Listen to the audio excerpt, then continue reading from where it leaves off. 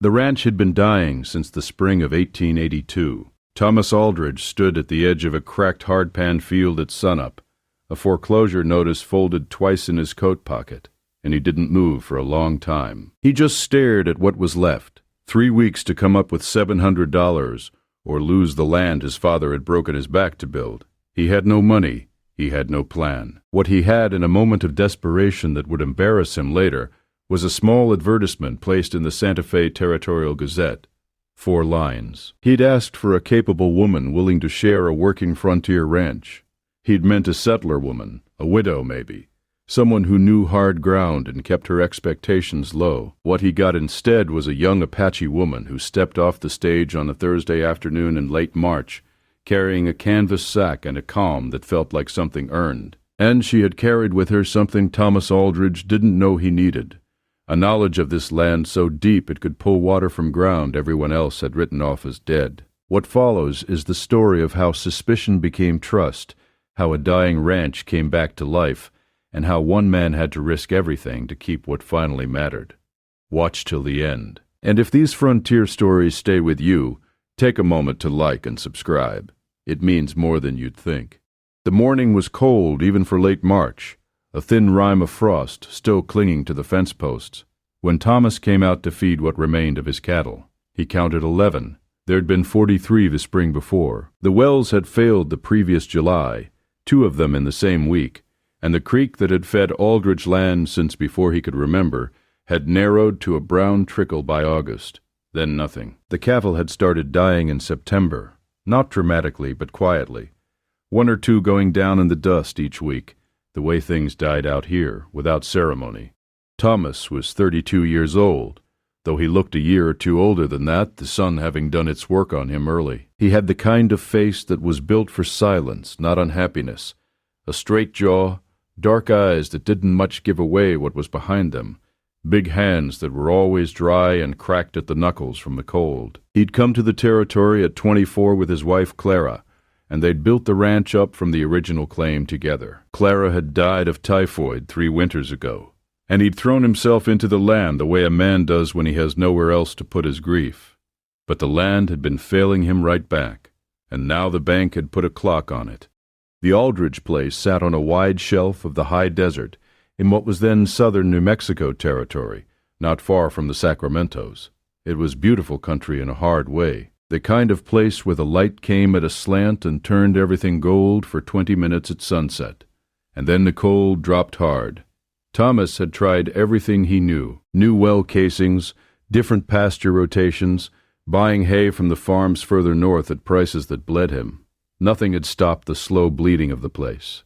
He'd placed the advertisement in the Santa Fe paper in a stretch of dark thinking in early March. He hadn't told anyone. He'd written it simply, a working ranch in the high desert territory, a man seeking a capable woman for a shared frontier life. He'd half expected nothing. He'd received 2 responses. One was from a widow in Albuquerque who had 5 children and wanted references. The other was a single short letter, written in careful English, from a woman named Nalin who said she knew desert land, could work hard, and asked only for fair treatment in return. He hadn't known from the letter that she was Apache. He found that out when the stage stopped at the edge of town and she stepped down. The town of Cedar Draw had about 300 people in it, most of them cattlemen, miners, a few merchants.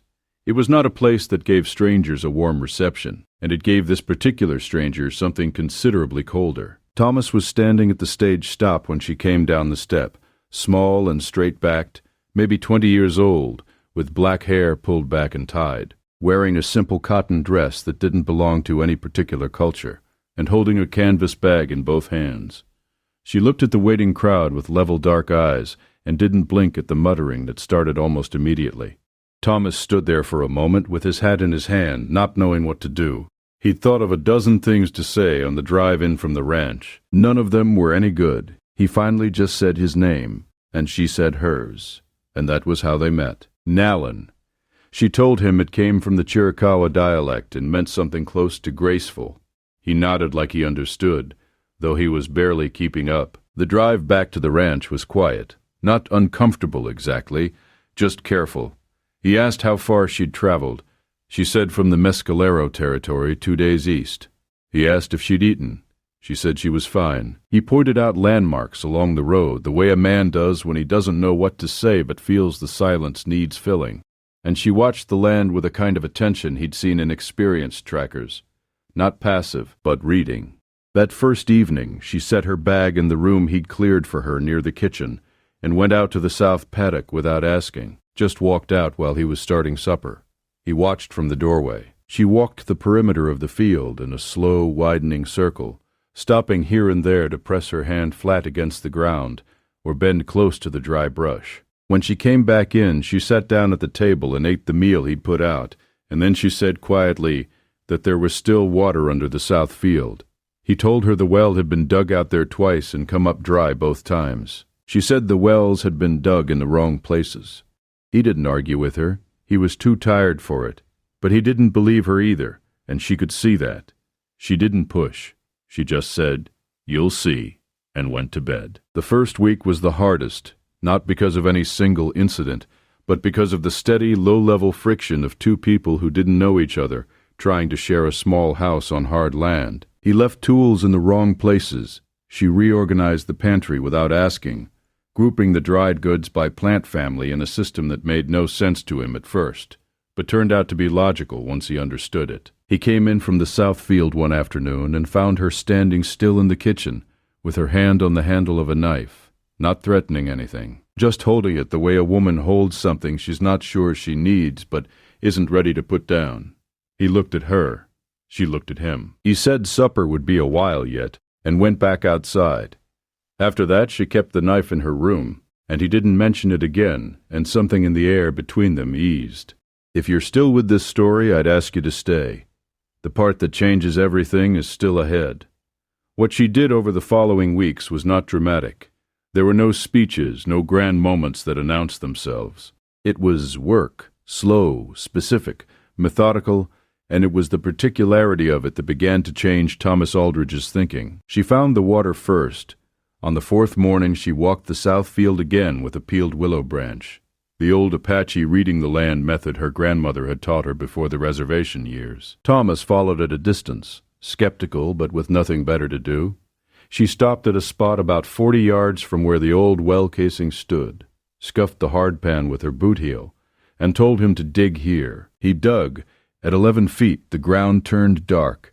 At 14, the drill bit came up wet. He stood there a long time with muddy water running over his boots, and didn't say anything. She said, in that matter-of-fact way she had, that there was probably a second source near the north fence line, a buried channel that fed down from the rock formation higher up. He found that one too, 2 weeks later, following her directions to a spot nobody would have tried.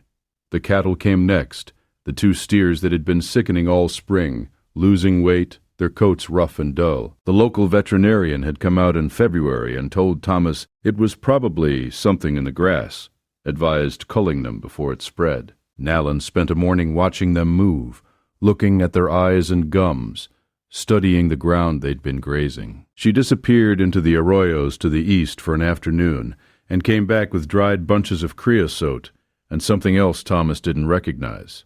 Narrow gray-green stalks, she said, were osha root from higher elevation. She made a thick preparation and mixed it into their water trough with some crumbled dried yucca heart and told Thomas to keep them away from the lower pasture for 2 weeks. He didn't argue any more by then. He just did it. 3 weeks later, both animals had gained weight and their eyes were clear. He went and found her in the garden she'd started, a long row of desert-adapted plants she was nursing along the sheltered south wall of the bunkhouse, and he stood there and said thank you. She looked up, brushed the dirt from her hands, and nodded. That was all. But that evening she cooked for the first time a simple pot of pinto beans and dried meat with something she'd gathered from the hillside. Something fragrant and unfamiliar. She set it on the table without ceremony, and they ate it, and it was the best thing he'd tasted in months. And they sat across from each other in the lamplight, with the silence between them no longer feeling like something to manage, but simply like quiet. And Thomas thought that was maybe the first time in 3 years a meal had felt like company instead of just eating. The horses were where it got difficult to stay detached about it. He kept 2 working horses and a half-broken young roan that had been on the property when he bought it. A horse nobody in the territory had been able to do anything with. It had already put one man in the dirt with a broken collarbone.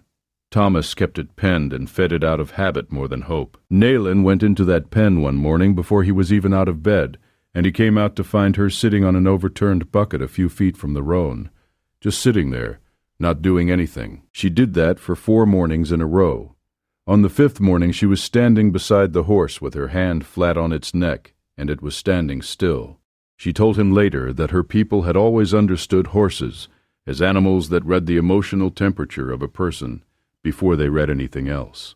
Fear read as threat, patience read as safety. She'd simply made herself patient in the horse's presence until it believed her. Thomas watched her ride that animal across the south field that afternoon, and it occurred to him, somewhere in the watching, that he trusted her, not in the tentative way he'd been operating since she arrived, but fully, the way you trust ground that's held your weight long enough to stop testing it. It was around this time that the trouble started from the outside. Cole Vickers had wanted the Aldridge place since the previous summer. He was the kind of man who showed up in territories like this, one in those years, not a rancher himself, but a land speculator with enough money to buy distressed properties and enough connections to make life difficult for the people who held them. He'd been watching the Aldridge ranch fail and making low offers through an agent at the bank. When the wells came back and the cattle count started climbing again, Vickers came in person. He showed up one afternoon in a wagon with 2 men Thomas didn't know, tied up at the front gate without being invited, and walked to the porch like he owned it already.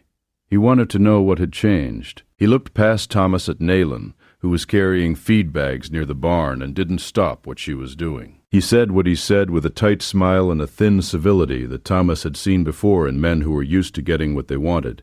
He said there were people in Cedar Draw who'd be concerned about a situation like this. He said the word situation, the way a man uses a word when the meaning he means is too ugly to say plainly. Thomas kept his hands loose and his voice level.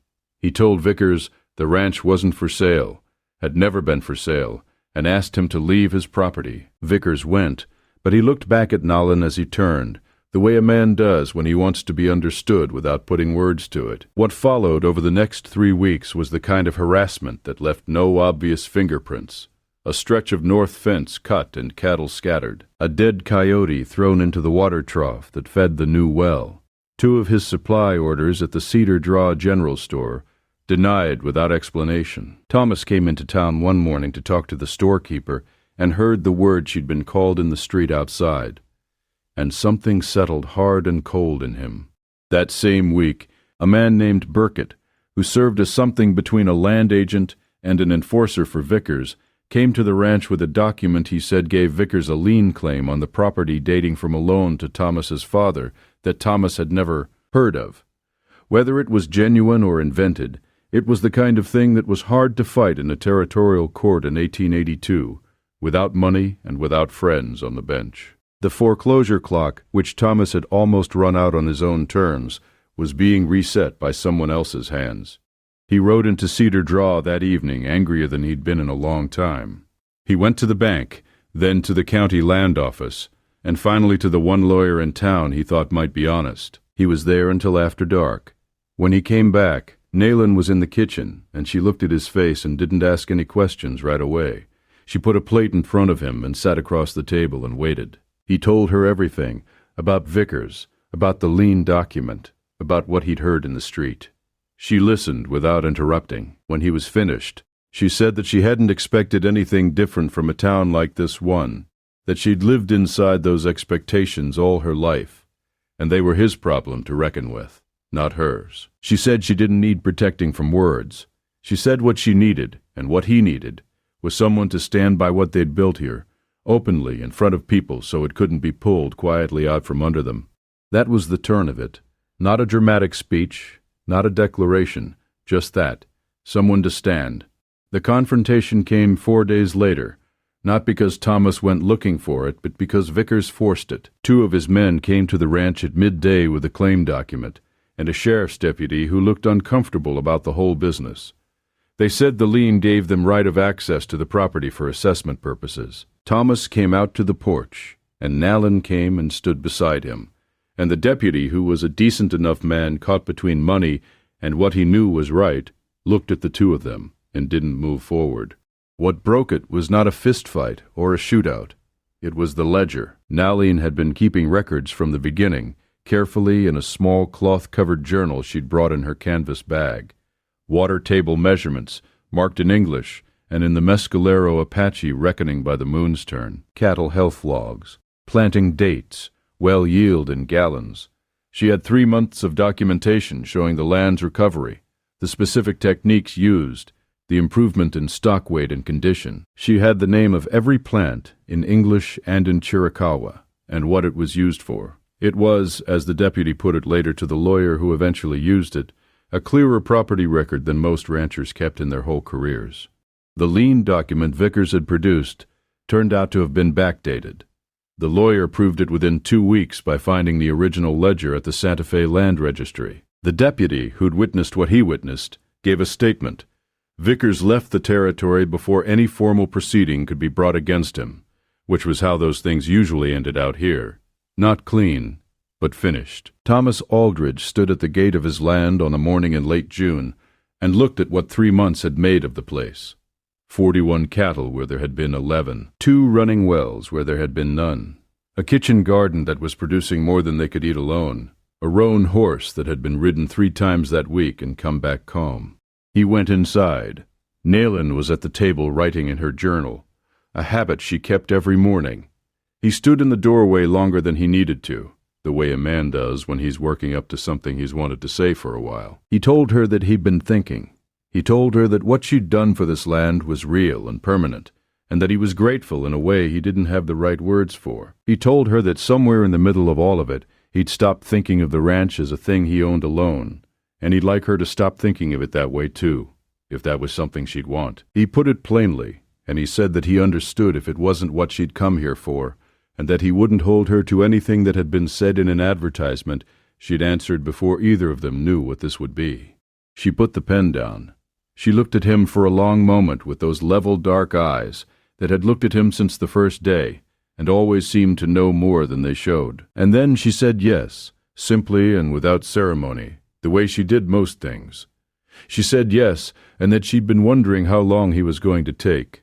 The house hadn't felt empty in a long time by then. Thomas had stopped noticing exactly when the silence had changed from the hollow kind to the kind that meant someone else was in the rooms, going about their life and making the place feel like a home. He'd stopped sleeping with his grief the way he used to. Some mornings he came out to find the coffee already made, and it struck him, not dramatically, but steadily, that he had something to lose again in a way that felt like forward motion and not like fear. The ranch grew. The wells held. The roan horse had a foal the following spring that Nalin named in Chiricahua, Nakaye, which, she said, meant something close to one who runs well. Thomas couldn't say it right for weeks.